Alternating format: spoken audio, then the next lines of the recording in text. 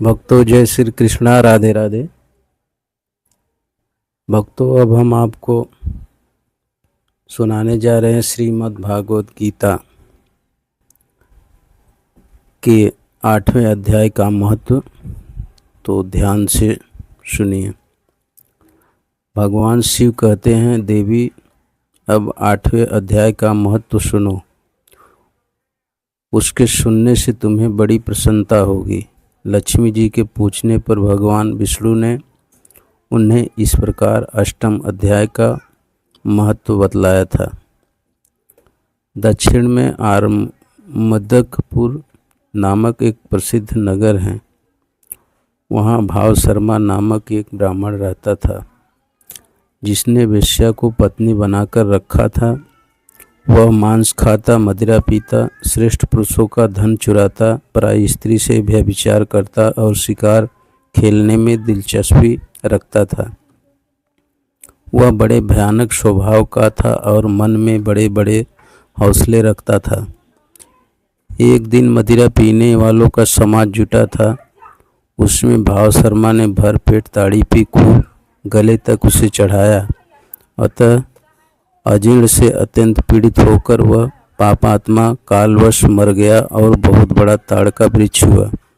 उसकी घनी और ठंडी छाया का आश्रय लेकर ब्रह्म राक्षस भाव को प्राप्त हुई कोई पति पत्नी वहाँ रहा करते थे। उनके पूर्व जन्म की घटना इस प्रकार है। एक कुशी बल नामक ब्राह्मण था, जो वेदांग के तत्वों का ज्ञाता, संपूर्ण शास्त्रों के अर्थ का विशेषज्ञ और सदाचारी था। उसकी स्त्री का नाम कुमति था। वह बड़े खोटे विचार की थी। वह ब्राह्मण विद्वान होने पर भी अत्यंत लोभवश अपनी स्त्री के साथ प्रतिदिन भैंस, कालपुरुष और घोड़े आदि बड़े दोनों को ग्रहण किया करता था, परंतु दूसरे ब्राह्मणों को दान में मिली हुई कौड़ी भी नहीं देता था। वे दोनों पति पत्नी कालवश मृत्यु को प्राप्त होकर ब्रह्म राक्षस हुए।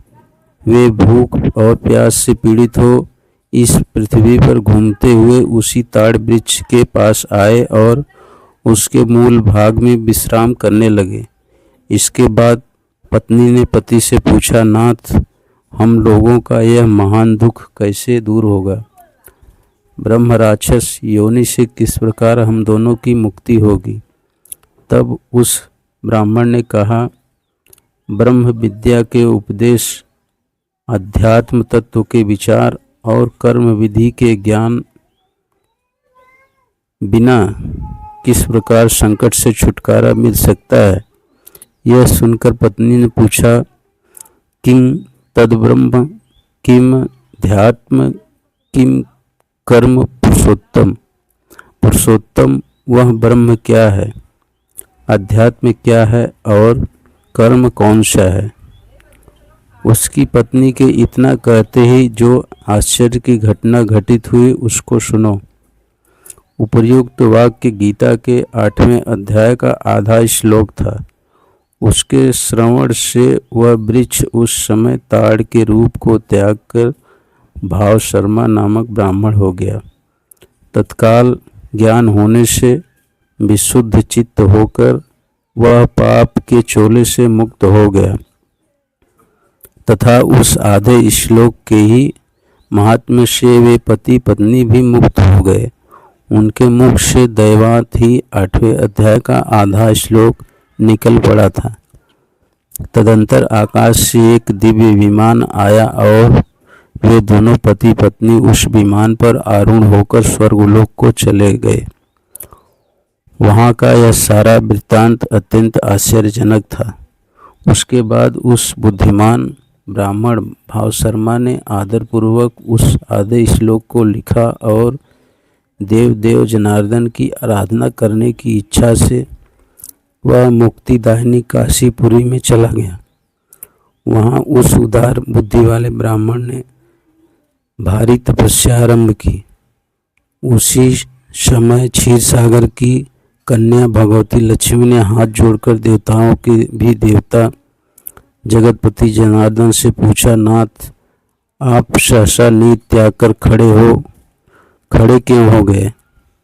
श्री भगवान बोले, देवी, काशीपुरी में भागीरथी के तट पर बुद्धिमान ब्राह्मण भावशर्मा मेरे भक्ति रस से परिपूर्ण होकर अत्यंत कठोर तपस्या कर रहा है। वह अपनी इंद्री को वश में करके गीता के 8वें अध्याय के आधे श्लोक का जप करता है। मैं उसकी तपस्या से बहुत संतुष्ट हूँ। बहुत देर से उसकी तपस्या के अनुरूप फल का विचार कर रहा था। प्रिय, इस समय वह फल देने को मैं उत्कंठित हूँ। पार्वती जी ने पूछा, भगवान श्री हरि सदा प्रसन्न होने पर भी जिसके लिए चिंतित हो उठे थे, उस भगवत भक्त भावशर्मा ने कौन सा फल प्राप्त किया?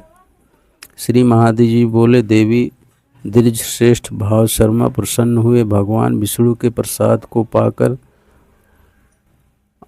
आत्यंतिक सुख मोक्ष को प्राप्त हुआ तथा उसके अन्य वंशज भी जो नरक यातना में पड़े थे, उसी के शुद्ध कर्म से भगवत धाम को प्राप्त हुए।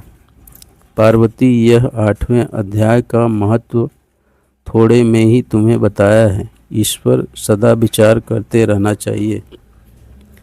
भक्तों, इस प्रकार 8वें अध्याय का महत्व समाप्त हुआ।